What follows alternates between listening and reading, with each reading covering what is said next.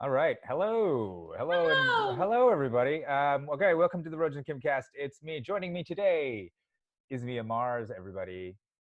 Remember Mia Oh, Mars? Everybody, you guys remember Mia Mars because you were on, I think like a year ago or something. We did a podcast back in about the olden days, where the outside the Sycamore Tavern. Remember when people used to yes, like go places to and do hang out comedy? outside.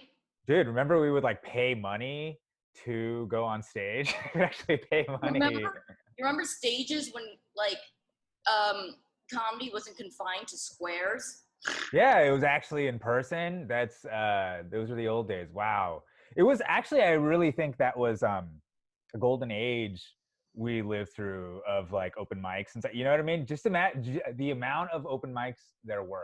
There were so many. You know what I There were mean? It was so many. You could hit multiple open mics in one day, and you could yeah. even hit free ones in one day. Remember when we were like, "The fuck is this fourth wall shit? They're paying us," and now it's like, I gotta practice this 5 minute bit in front of not comics. So Right.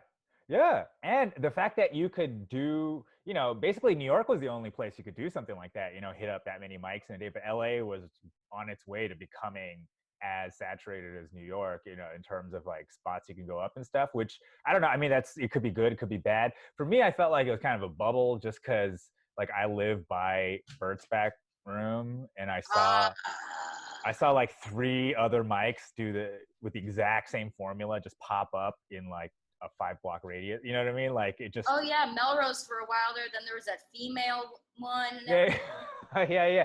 And then there was a coffee shop. There was Sal's. There was like there were just so Junkies. oh my oh yeah, donkeys. Yeah, wow.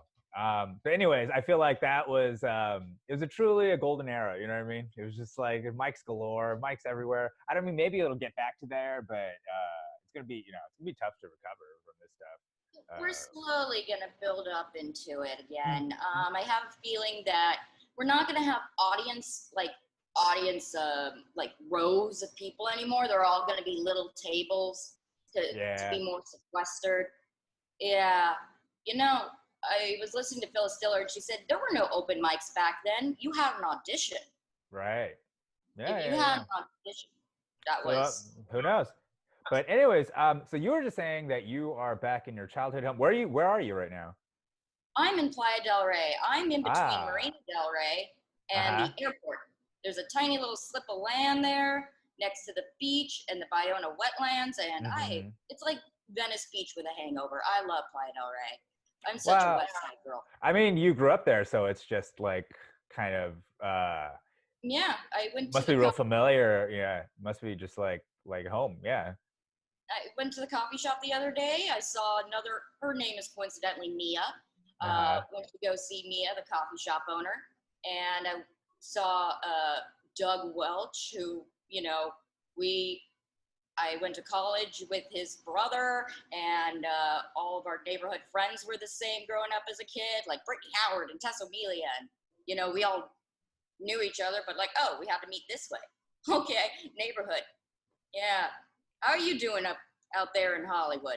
I'm fine. Well, actually, interestingly enough, this is where I grew up too. So I grew up in like K Town in Hollywood, and so it's weird. It's weird. It's like really. I mean, you could see how it's infantilizing, with the toilet paper and all for everybody. You know what I mean? Like just in general for people, it's like because it's the whole thing's like a scary crisis, so it makes you kind of, I guess, revert in a way. But it is trippy being literally where I grew up while this is going on, and It just is, being isn't it? like, yeah, I mean, it really, I don't know, it really brings it home. Uh, Literally. yeah, I'm glad I'm not with any of my family. Ah! That's really what makes it good for me is that the fact that I mean that is one of the things I realized when I moved back here from New York was that for the longest time I hated LA and I was like, oh, I hate LA and I hate LA, and then I kind of realized, oh, it's not LA I hate, it's my family. And so Ah! wherever they are, I would probably hate it. You know what I'm saying? Like there's things about LA that are great. Like there's no reason to just hate a whole place. No, I notice when most people are like, I hate LA, I hate LA, two things happen. One, you only go to like 3 fucking places, explore this enormous city. Number two, you don't really hate LA, you just hate show business. Right. Or just what LA represents, or just Yeah. the worst of LA, which is fine, but you don't. I don't know. I feel like a lot of people come here. LA is the kind of place. This is the thing I say all the time. LA was uh, basically just like willed into existence by rich dudes who stole water from poor people. You know what I mean? Like That's, That's basically the story of LA. Yeah. It's a dreamland. thank you, Mulholland. Yeah, exactly. Mulholland, basically Chinatown and Who Framed Roger Rabbit to me are like the two movies that Yeah. encapsulate. Somewhere in there lies the truth of the history of LA. You know what I mean? Like, but it's essentially the same story. It's essentially rich developers who fucked over everybody, and then just made a ton of money exploding this place. So I feel like the mentality is the same for people who come here. It's sort of a real sort of like speculative mentality of just like kind of showing up and being like, all right, I'm here. What's going to happen? It's like a gold rush mentality. It is more of a concept than an actual place to them. Yeah, exactly. So when they hate it, it's like, it's really a mirror, right? It's really the things that they see in themselves that they hate, that I think that's what they hate. You know what I mean? It's like, because it really brings out both it's like the best and the worst of a person, and like this place really makes you, as good as you could be or as bad as you could be, and I think that Maybe you'll end up a surfer, maybe you'll end up with the Latin Kings, who knows? yeah, or just crazy or homeless or both, like that's a path, for a Speaking lot of people.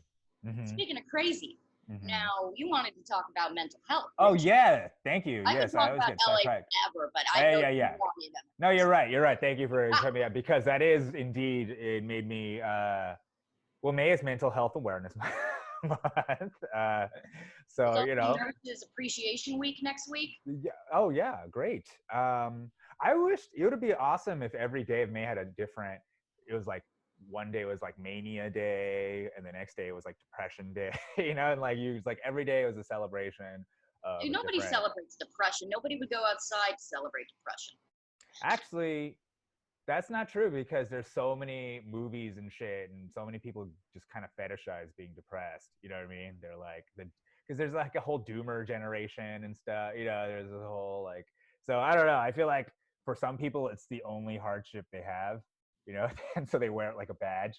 You know what I mean? There's like Yeah. they're actually not starving or anything, and not to say I have suffered from depression my whole life, so not to like downplay like it sucks. Sometimes the only way to get over depression, even though it hurts you physically because you feel like a worse human being, like, oh, Mm-hmm. I am so lucky. Why am I so depressed?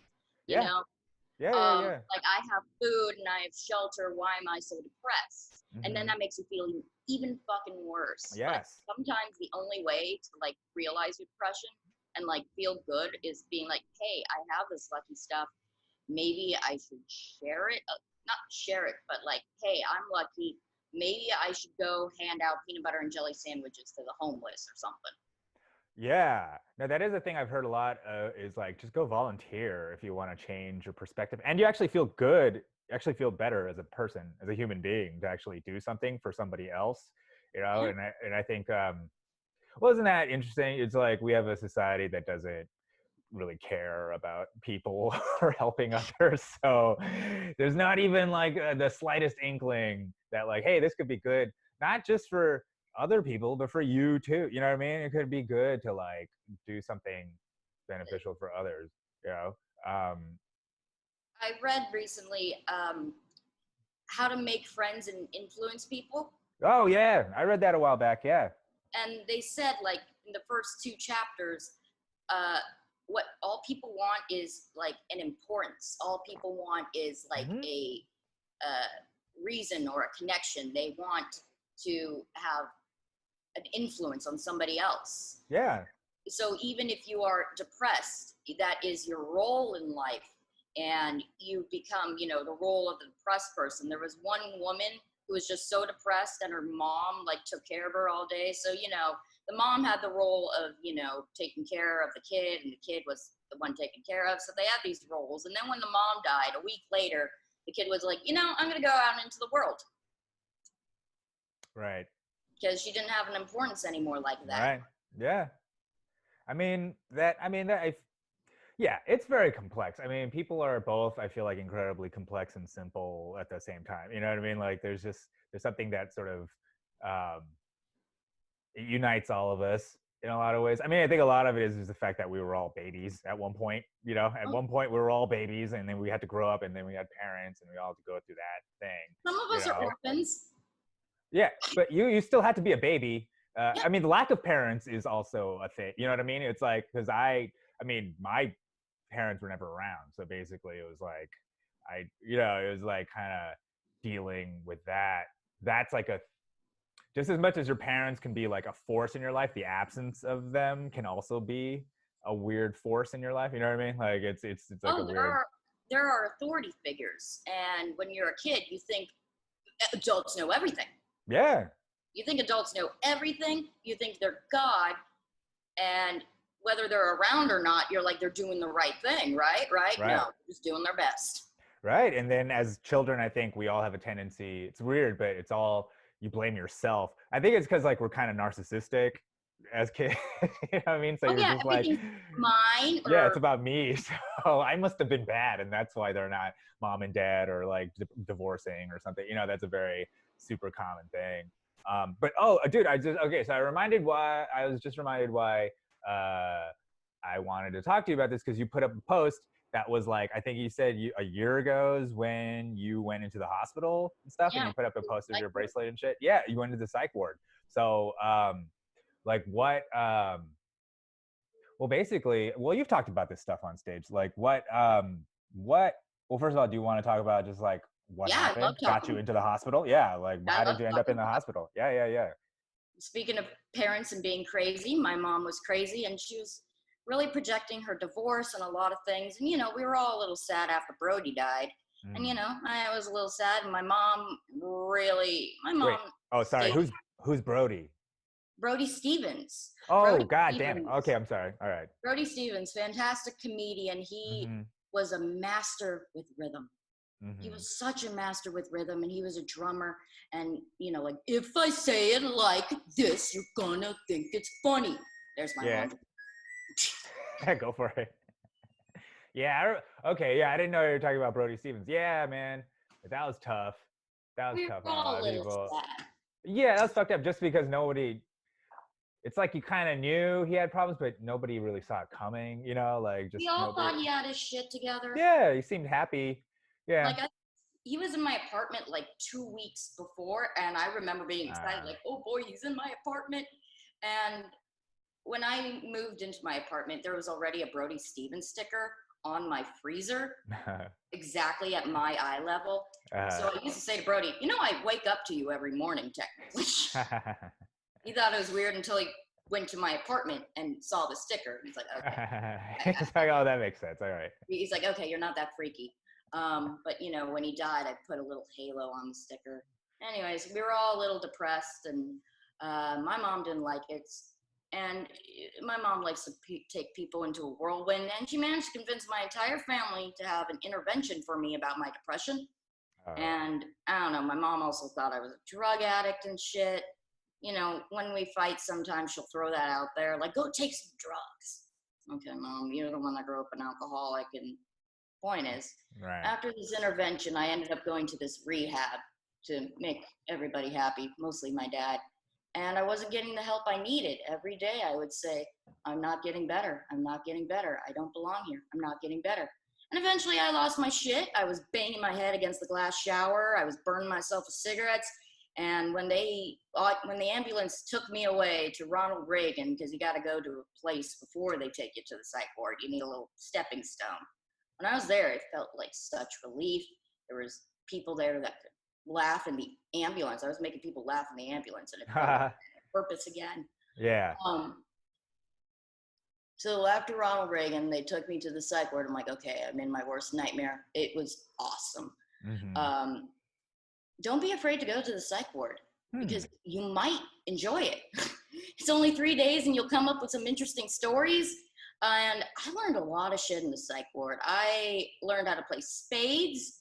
I learned that I'm you can be a good influence on people if Mm-hmm. you're kind, or if you're yourself, you can have a good influence on people. I remember, one time I cried because one of my roommates was like, I'm going to miss Mia at the little classes we have with the social worker every day. And the classes aren't fucking hard. They give you like a little worksheet that looks like a third grader would do it. And it's like, what makes me frustrated? And you write down what makes you frustrated. Ah. And then they're like, well, here's some tools you can do when you're frustrated. Here's the breathing technique that the yogis use to calm you down. You take 8 deep breaths in for 8 seconds, and then you release it with your tongue against your front back teeth. And you go, and it makes you calmer. I learned a lot of little things like that. Uh-huh. I had 4 roommates. One of them had dissociative identity disorder, multiple personalities technically, but Mm. it's very much over fictionalized in movies, and she really taught me, nah, it's not like that. Like, did I do that or did my body do that? She would often say, did you see me physically see my body do that? Oh, And whoa, yeah, she's yeah. a Korean lady. She was Korean, Uh-huh. and she outlived like 5 of her brothers. And Whoa.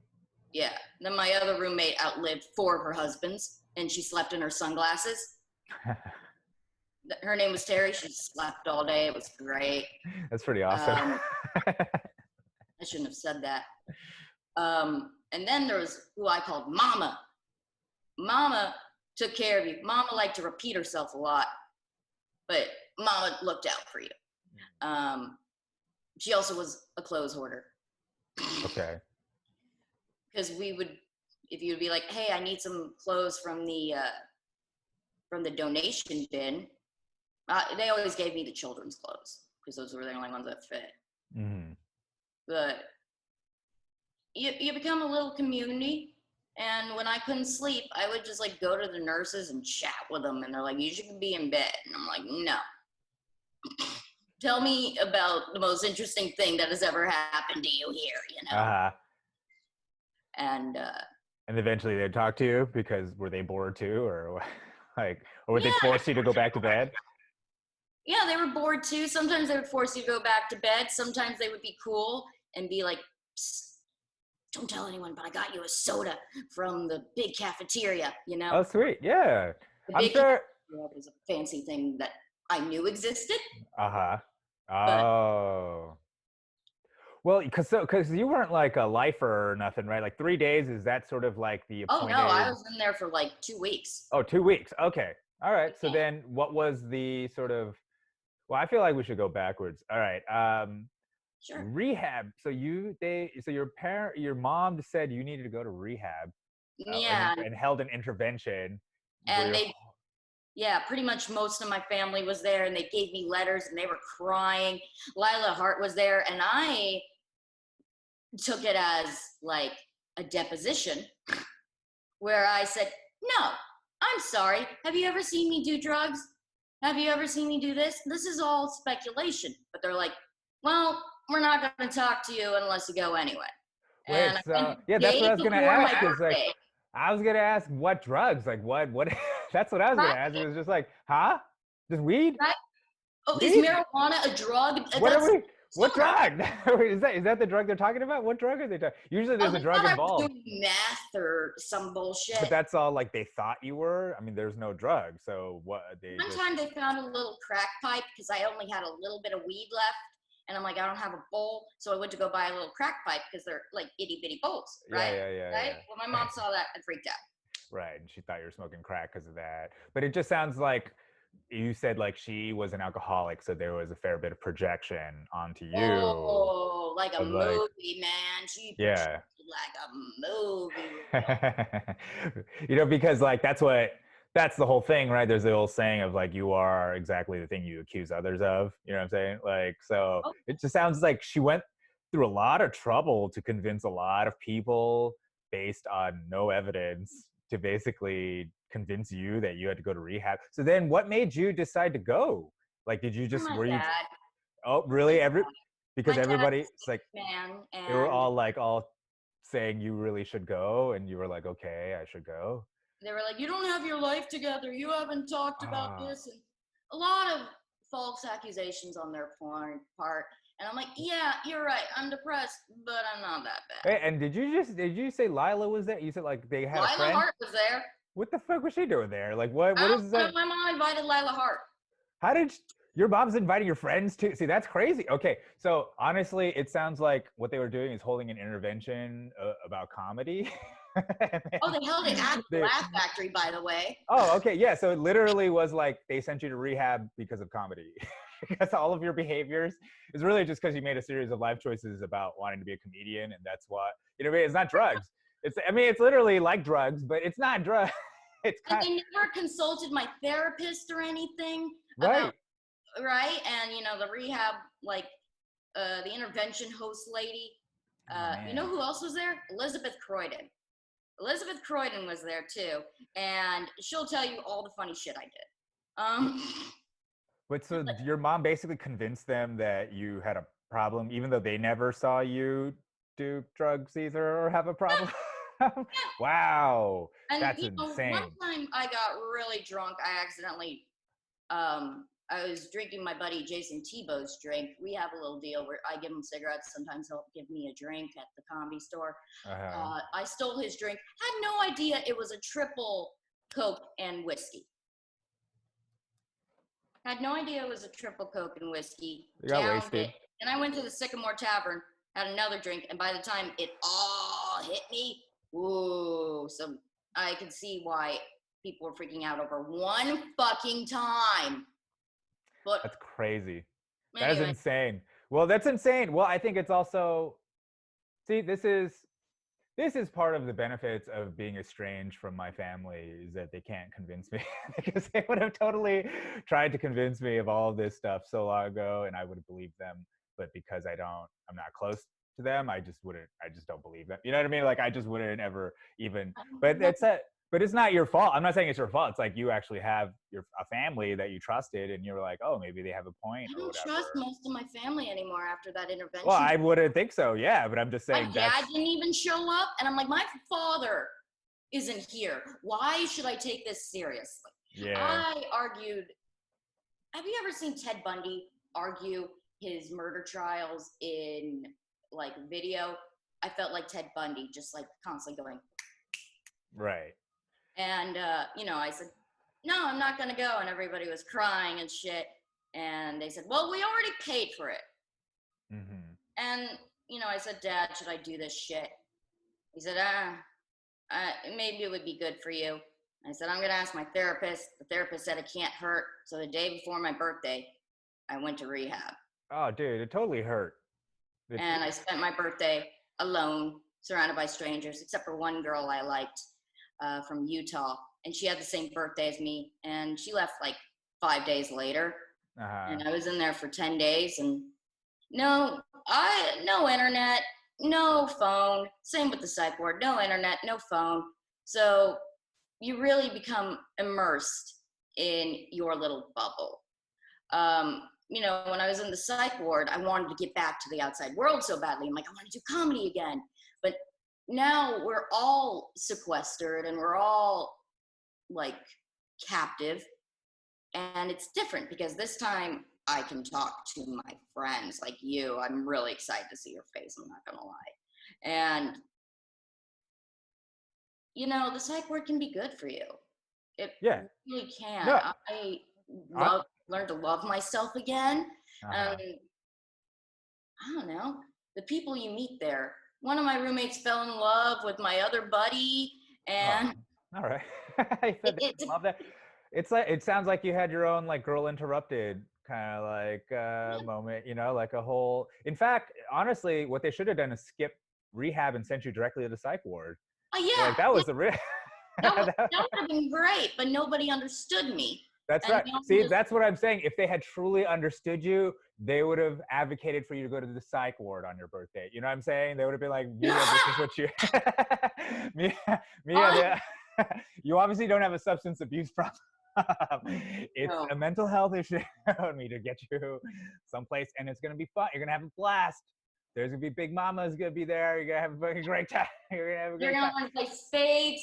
dude. You're gonna The learn shit. schizophrenic screaming, though, the schizophrenic screaming, I do not Yeah. mind the schizophrenic screaming as long as they say new, interesting shit. But So if they just repetitive. repeat themselves over and over and over again, I want to murder them. Yeah. And that's actually ironic because most people think that the schizophrenics are the ones doing the murdering. You know what I'm saying? Yeah, but a lot of times I bet they're the ones murdered for being yeah, so because they're annoying. fucking annoying. It's goddamn annoying schizophrenic. There was one woman there, I called her Gollum because she had like these crazy blue eyes and stringy hair because she never took a shower. Mm-hmm. And she thought she was in hell. One day, the one that slept in her sunglasses said to Gollum, "Oh, go to hell." And for like an hour, she snapped out of it. For a whole hour, she realized she was in a psych ward. And then she went back to, no, stop this now. The violence. I'm like, we're all watching Catfish on MTV. What fucking violence are you talking about? Lots of TV at the psych ward, I'll tell you that. Yeah, I could imagine, yeah. Lots of TV, puzzles, Uno. Motherfucker, have you ever played Uno with someone with multiple personalities? It's hilarious. Wow. What was that like? Was there actual like different personalities emerging at different times, or was there like? It was, again, my roommate. Did my body do that? Did I play my card? Oh, geez. Oh, okay. But it's hilarious because lots of schizophrenics, and there are times where they'll be talking to somebody else, and it's like, "Hey, it's your move." Oh, fuck, they're not there. Okay, yeah. Do they ever laugh? Do they ever just go, haha, that was crazy, wasn't it? Like, do they ever realize in the middle of it, or are they all just kind of seamlessly going through their, like, you know, like whatever they believe is going on? They laugh at it after they realize it, but in the midst of it, most of the time they're like, "Oh, huh? Oh, sorry." You know, it's they Oh don't. man.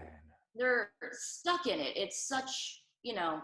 Yeah, it must be so disorienting. It's like watching a car crash. Yeah, where you're just like, So enthralled in their shit that it's hard yeah. for them to break out a little. Yeah, So because it's kind of funny until like, I don't know, a few hours later. yeah. And they get to overthink it and realize, oh, that wasn't real. That was, you know. And they're like, of course that's ridiculous. There's no vampires in the psych ward, you know? Right. But then that's also kind of like, fuck, now I have no idea what's real and what's not. It's kind of like, you know, it's like because you'd be going along for a while thinking you know what's real, and then you'd be like, nah, that wasn't it. Nah, that wasn't it. Like, it's gotta just be very frustrating. There was one girl there who thought she had 100 children running around the psych ward with her. And she would always be going, "These children are ungrateful. I wished her a happy Mother's Day because it was there during Mother's Day." I bet, yeah. It's like, do you wish her a happy Mother's Day or not? They called her the pacer because you're only allowed, I don't know. You know the outside world exists. You can, like, there's not a lot of windows, you know, but you're just stuck in these, like, same 5 rooms in a little quad, which had a fire pit. Who the fuck thought it was a good idea to put a fire pit in a psych ward, really? I don't know. I mean, it could be a lot of fun. It could be a lot of, get some laughs. If you, especially, yeah, not a good idea, but. No, but I would have paid to see that. Yeah, but I'm sure it was a different time, maybe, when they built it. Yeah. I was listening to Richard Speck, the serial killer up in Sacramento. He was the vampire, Sacramento, speaking of vampires. And, you know, I was reading and it said he used to go outside and bring dead animals and give them to the nurses. And I'm like, who let this fucker outside? Yeah, what's up with that? Who let this fucker outside, man? Well, not only that, it seems like it happened over and over. So they kept letting him out. Yes. They're like, Richard, not again. Like, nurses would quit. And it's like, if nurses keep quitting, just don't let him outside. Why are you letting people outside? I don't know. I'd go back to the psych ward, but I would choose a fancy one with like croquet or some shit. Like better activities. Like one of those ones in like New England in a giant castle and like Girl Ooh. Interrupt. Oh You know? yeah. I mean, there's got to be like, like nice rich people psych wards, right? With like stuff, I don't know, better amenities or something, or like I have to imagine like the ultra wealthy also have psych wards, right? And they must also. Come on, come on. Why would they want to be hanging out with the poors when they're crazy? Like it just seems. I hung out with a lot of homeless people in the psych ward because some of them just stay there because it's like, oh, it will be 2 weeks until they kick me out. I have nowhere else to go. I may as well stay here, get some free meals and a bed. So do you think a lot of them are just kind of faking it, or like kind of just being like, yeah, no, I'm totally crazy. Because Not I'd be like, yeah, I'm fucking crazy. I'm, I'm it's not crazy. so much like faking it, but being like, oh yeah, sure, yeah, that's me. Yeah, Well, that's what totally me. fucking option do you have? That's what I'm just saying. It's human behavior to be like, okay, here are my choices to go out on the street or fucking stay in here. Like, I don't know, And but they wouldn't let you out a lot if you didn't have a place to stay after or a shelter or something. And one of my roommates was about to leave that day, and then she came back. I'm like, why the fuck are you back? She said, oh, they ran out of room at the shelter, so I'm back, bitch. yeah. So then, okay, so you were there for 2 weeks. How was that determined? Was that like, did they say we're gonna like give you an evaluation, or were you? They asked me some questions. Somebody who I had never met before just came up to me and was like, hi, Mia, how are you doing today? And I'm like, who the fuck are you? Are you still having suicidal feelings and shit? And I'm like, well, there's nothing stopping you from like making me hang myself, right?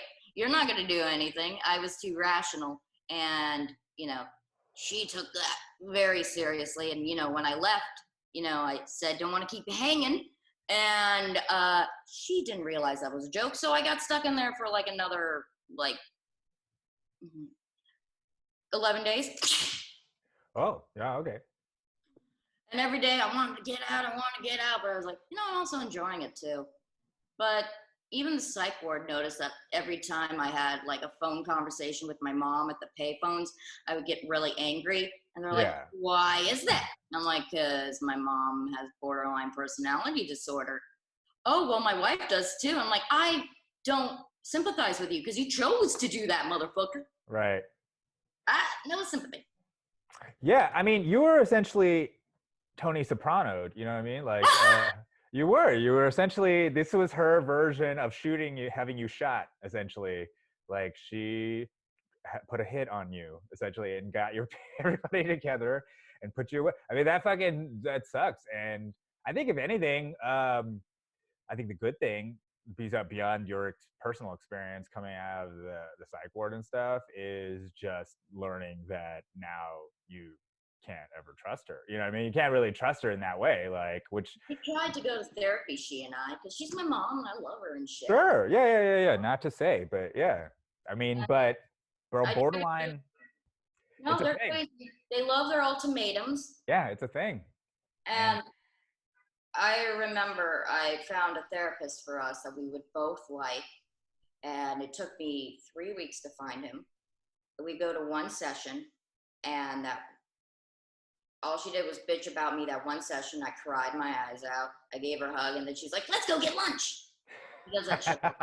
And then the next day, she goes, I can't continue to go with you to therapy because you talk to your stepfather, who I am now divorcing. I'm like, you mean the one I traveled across the country with? Yeah, I'm still going to talk to him. Sorry. right. You have to stop talking to him or I'm not going to therapy with you anymore. I'm like, that's fucking stupid. This is something we could have talked about in therapy, or you could have said this nicely instead of giving me an ultimatum. You could have done this many, many ways. Instead, you choose to do the cuntiest move. You like had a giant array of cards, and you're like, I'm going to choose the one that will give her the most emotional damage. Mm-hmm. Yes.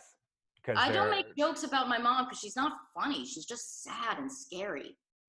Yeah, I don't know though. I feel like there's quite a bit there. There's a lot. I think that maybe it's like a lot of it is also, it's like your own distance from it. You know what I mean? Like, it's probably not. You might not be ready, and that's totally fine. But I feel like it's just.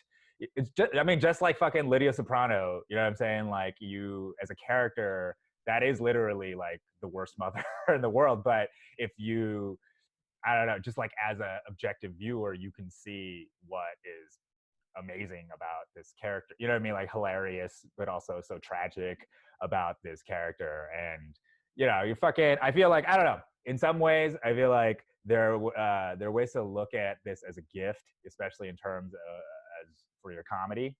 It's Oh like yeah, it really your was a gift. your mom essentially has handed you a gift that no one else could ever hand you because no one ever could make jokes about the shit that's happened to you and what she's pulled on you. You know what I'm saying? And like Good it's a luck gold. making out a joke that people can follow along. Well, yeah. I mean, to sick people because we do belong in the mental asylum. You know what I mean? But fortunately, according to the DSM, we're not in there. We're not in there. So I I say that's the only thing we have of value, and the only thing we can take of value from this life, right? Is the shit that is completely ridiculous and absurd and can make you and other people laugh. It's just like going through because I feel the same way about my own family where there's a lot of shit. I got a lot of I dealt a shit hand about a lot of stuff, but on the other hand, I feel like the one thing at least. Thank God I decided I want to be a comedian, and this helps me. You know what I mean? Like, thank God this is actually part of. Instead of fucking making jokes about Drake or just some shit that everybody talks about, I have this gold mine of incredibly traumatic experience, all these traumatic experiences that are actually hilarious given a certain light. You know what I mean? Like, and feel so, like there's two different types of comedians: improv and stand-up, of course. And mhm. the improv comedians had good childhoods. Yeah, Stand-ups yeah, did yeah, yeah, not. yeah. Right, right, and that's why comedians are it's all about us, right? Because because we No, are it was never about us before, yeah, and now it's it's always all about about us. us. It's all about us on the stage with the microphone, the light shining on me and me, Yeah, and because you it is. all have to listen. Yeah, Um, yeah, exactly. Shut up! Like, what did you say? Hey, don't talk. I talk, and that's it's inherently that's what that's what it's all about. And I think that if part of us, I don't know. I got into like this argument with another comic who's a friend of mine who's like kind of talking about how like people are narcissists and stuff, but I was like, but you're a comic, like, aren't you a narcissist? And she was very against. She was like, no, I'm not a narcissist. I know what a narcissist is. Like, I was in a relationship with one, and I am oh, not a no, narcissist. And you know what I mean? And I'm just like, you literally. projecting. I know. I'm like, If the exactly. person's a narcissist and everybody a narcissist. Exactly. I was just like, that's how you know who the narcissist is. It's the one who is insisting they're not a narcissist because that's the most ridiculous thing I've ever. Not only that, I know this girl from film school, so she literally paid thousands of dollars to make a little movie about her thoughts, and force people to watch it. And it's just Yeah, like, what makes me think that your thoughts are so worth it? yeah, to make an entire crew of people labor for days on it, like actually labor for days. You know what I mean? Like you have to have a healthy dose of humility and be like, oh yeah, I'm a total fucking narcissist. Of course I am, but because otherwise I feel like you're in danger of taking yourself too seriously. You know what Oh, I mean? So I don't know. I just feel like there's to me it's this whole sad clown trope, but there's a reason why it's a thing, and there's a reason why I think, at least for you and me, I feel like the comedians that resonate with us are the ones that deal with pain, right? Like the ones I that. think if you don't have any pain, you're not that funny. I mean, yeah, me too. I mean, well, I think that's always subjective, right? Like some people aren't into that. Laundry's done. The laundry's done if you want to pick it up. No, I'm not. I'm doing a meeting, yo. Shit. Ooh, bye, Andrea. I'm one of my bunker buddies. Uh-huh. Laundry was done. Yep, laundry's done. Laundry's done. I'm in the garage. We're with a 3-year-old, and I call it medication. It makes it Uh-huh. so much more fun to play with her. I'm not gonna lie. Oh, I can imagine. And this child, speaking of mental health, I didn't talk till I was 4. Wow, that's late. I knew how to talk. I just didn't want to talk Was because I it? realized, oh, when I open my mouth, I get in trouble with my mom. So I just didn't I talk. Holy shit! I knew it's because of your mom. Your mom did.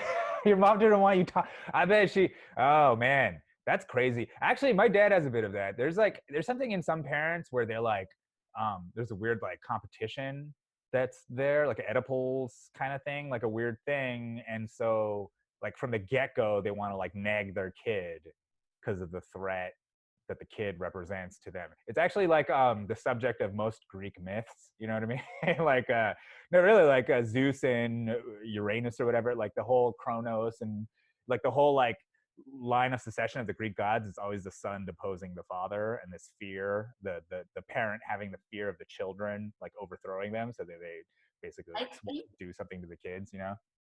totally. And I think that, like, when most teenage boys go through this phase where they're like, I could totally beat up my dad.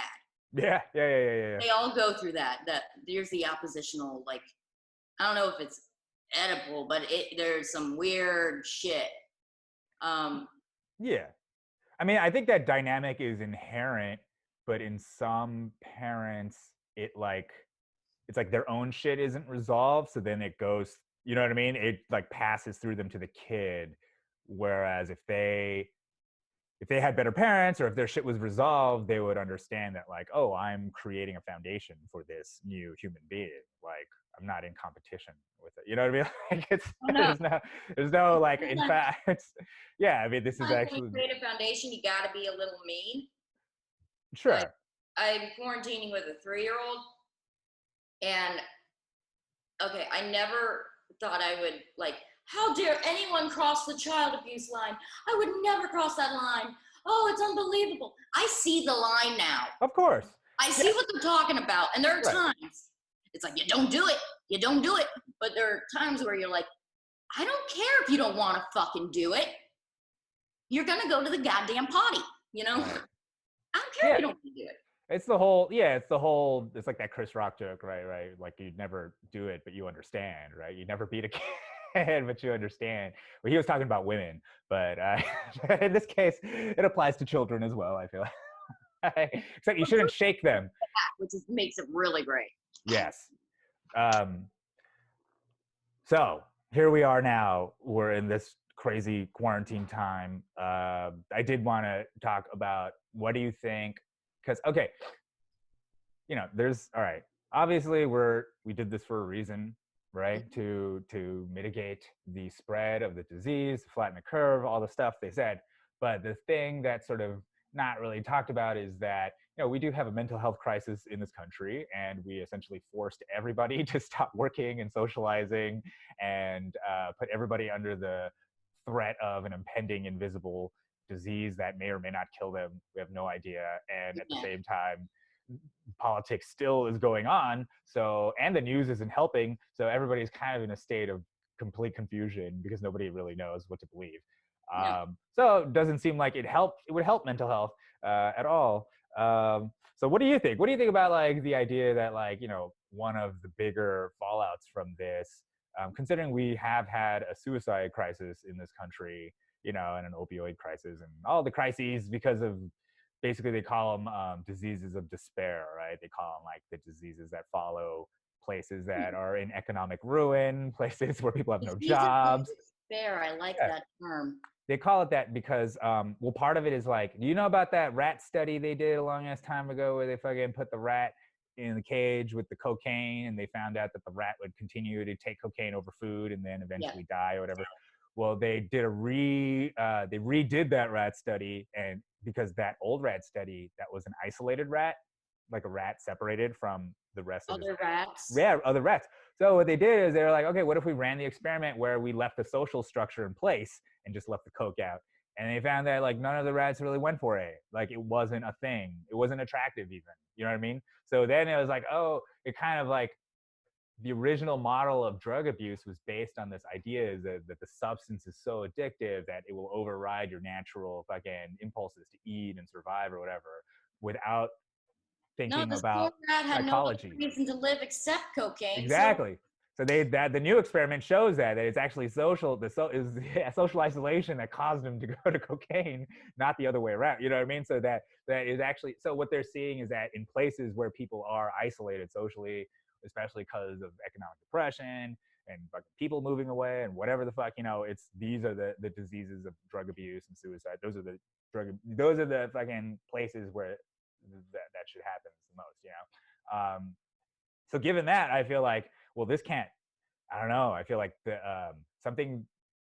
It's kind of like weird because it's so politicized. You're not allowed to say that, like, maybe the cure is worse than the disease or something like that. You're not allowed to say that. But like, I'm all red and blue and yeah, like, it's but it's very possible that there's going to be more people dying from mental health issues, or because of losing their jobs and fucking economic issues, than the well, actual we have no disease. idea if they hung themselves in their closet because nobody's noticed if they're missing because they're all in their houses too. Yeah, everybody's Selling funky shit around. That's when we know bitches be dead. And then we might solve the homeless problem in LA because now there's affordable housing. Oh, because everybody's dead. Yeah. Well, that people are. I feel like there's a lot of people like kind of watching the list of old people right now to see if any of them get it, like to see if their houses become available and stuff.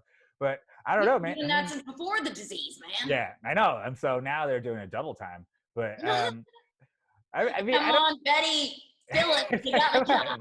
2-bedroom. We're controlled 2-bedroom. Let's go. Like, I don't know. Like, I feel, yeah. I mean, we'll fucking see, I guess. Like, a lot of people are saying also, there's like crazy statistics, like 1 in 5 restaurants are going to survive this thing. Like small businesses are fucking going to be shutting down in droves. So, like, if you really think of just comedy in general, just having a venue is probably going to be tough. There probably will be some demand for open mics, like, and so that might go on, but people might not want to gather and stuff. I don't know. I mean, we're still kind of like, I've been thinking about just subjecting people to my nasty, dark energy comedy in the grocery line. Just, you're all in the line. I'm going to just come up here and make you listen to me. I'm just going to, for my sanity. No. It would truly start jailing us, rounding all the comedians up at that point. It'd be like, we found a group of people that we think we can all agree we're going to round up and put into camps. And it's open micers, people who are still, who have never been on the Tonight Show or the... Like, I don't know. Well, I don't know.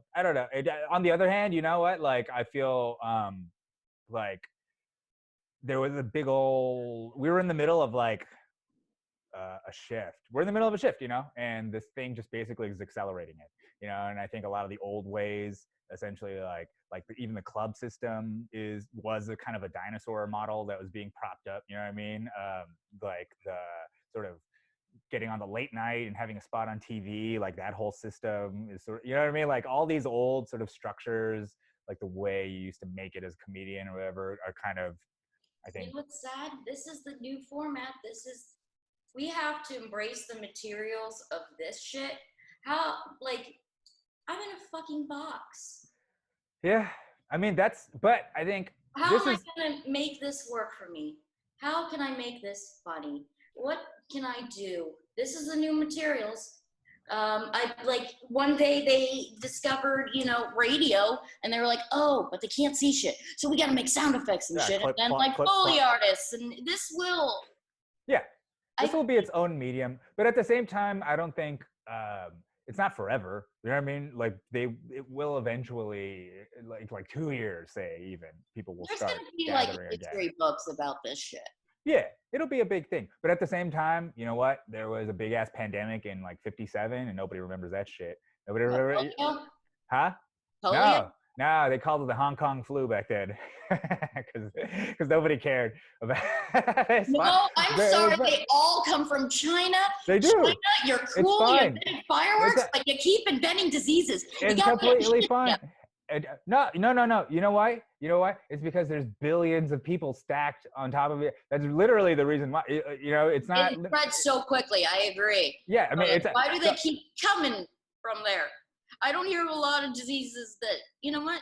if I heard of a lot of diseases, why don't they come out of India? There's lots of people in India. India has an interesting thing about being tropical. There's like a weird thing about the tropics that, so for some reason, a lot of the pandemics that occur, the diseases seem to come out of like this temperate zone. It's like a strip that China is part of, Europe is part of, USA is part of. You know what I mean? It's like the same strip. So that's who kind of gets fucked a lot. There's And probably got another little bit in South Africa and Africa, but nobody cares about that. Yeah. And it actually, what happens like with the flu is it flips. So it goes down south when it gets cold down there. And then when, you know what I mean? When it's their winter, it goes down there. So it's probably going to go down there now because it's there. And then that's why there was 2 waves for the Spanish flu, because when fall came, it came back up here because it was circulating down south and then it came back. So, that's possible too. I feel like we had a swine flu that actually came out of the US that we don't talk about. It came out of our pig farm and went over and fucked up Asia. Oh, so they brought it back. I thought it came from China because I'm a racist piece of shit. No. But you know what I mean? It's very natural for countries to point at each other and be like, yeah, but honestly, a lot of Spanish flu because everybody else was doing World War II shit or World War I shit, and Spain was dealing with their own like civil war. So they're like, we haven't heard from Spain in a while. It must be the Spanish flu. Yeah, it was just propaganda. It was basically just to make it look bad. So, so I think, in the end, it really doesn't matter. Like, I don't really, as the Asian guy who people would beat up on the street for whatever reason, like, I really don't care. It doesn't fucking matter because they would beat me up for whatever reason they wanted to. So it's not like calling a virus a Chinese virus or calling it this or that. It doesn't fucking matter. But I think it is important to be like, hey, how did this start, and how do we not let it happen again? And not really be like, oh, that's racist. Like, no, literally, because it could have been the wet market thing, like they're saying. But there's also we just need to find the one guy that ate the bat and just hate him. Well, the thing is, and this could be a complete coincidence, there happens to be an institute of virology actually right next to the wet market that they're blaming this whole thing on. It's probably just a coincidence. I mean, I don't know. But it is a fact. It's a fact that is a thing. So I believe this if it was a neurological disease. For sure, I would be all over that. But no, this is a respiratory thing. So but the thing is, this disease is SARS-2. And what we don't know about here is how bad SARS-1 was in Asia. And SARS-1 fucked Asia up. Like, they're actually very super traumatized from SARS-1. That's actually why they're Orientals. Right. But it sounds like a rug. Yeah, it doesn't matter. It'll switch. We used to be called yellow. It doesn't matter. It doesn't matter. I think we should all go back to colors. Yeah, just go back to yellow's fine. At least it's more honest and descriptive. Asia doesn't mean anything because Asia is like India and Russia and China. Nobody looks the same. Asia's just not. It doesn't even. Actually, if you look at the map, there's no separation between Europe and Asia. There's no line. There's no. It's actually one Caspian Sea, Crimean thing where they're like, let's just put the line in between here and we'll call it a day, kind of thing. And then it goes into the stands. I think it's kind of more of like, you guys are a little bit more different than we are. Yeah. We'll put the line right here where you're kind of dark, or you're a little bit darker than we are. There's like, I have a joke that's like, it's really Eurasia, but instead they were like, Eurasia.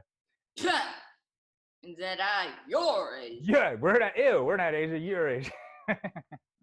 And that's really what the struggle is of Eastern Europe, is to make sure they're not on the wrong side of that line. But like Russia can have the whole top half of Asia, by the way, and they're like, you're Russian. I'm like, because it's cold? That's their excuse? Yeah, no, they're fucking Asian. Yeah, exactly. If Asian is a thing, they're Asian as well, and then that's just how Mongolians are weird.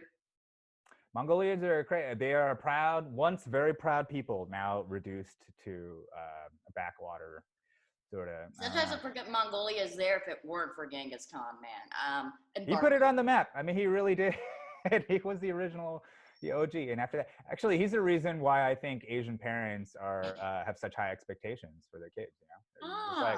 It's just he conquered 100% of landmass of Asia. You know, like he, Except for India, because like he got to the Himalayas and he's like, dude, fuck this. yeah, but he fucked up Poland. I mean, he got all the way to He Poland. got real fucking far. I mean, he got. I mean, not him literally. It was one of his lieutenants, and that was just a scouting party. But they fucked up Ukraine. They fucked up Kiev. You know, fucked up Kiev. They fucked up Warsaw, and then had to turn back. But it's a wild time. It's a wild time. Also, speaking of pandemics, they blame Genghis Khan on spreading Black Plague back then because of all the people they were moving around. I was reading that it was some ship that came into a port in Messini. I didn't bother to look up where Messini was because when the ship came into port, everybody was either dead or dying in this ship. Oh wait, this rings a bell. Yeah, they were all dead, and then they ended up killing the entire town. Yeah, and then they spread it to the whole town. And then, hey, I mean that's what happened with Cortez, I think, and the Aztecs. Like there were like he had 500 conquistadors, and they marched, and they ended up getting like a few more men or whatever. But there was 1 million people inside the main city. But by the time they got there, like 90% of them were dead from something, pox or some disease, whatever disease that they spread. They basically, so that's how they conquered it.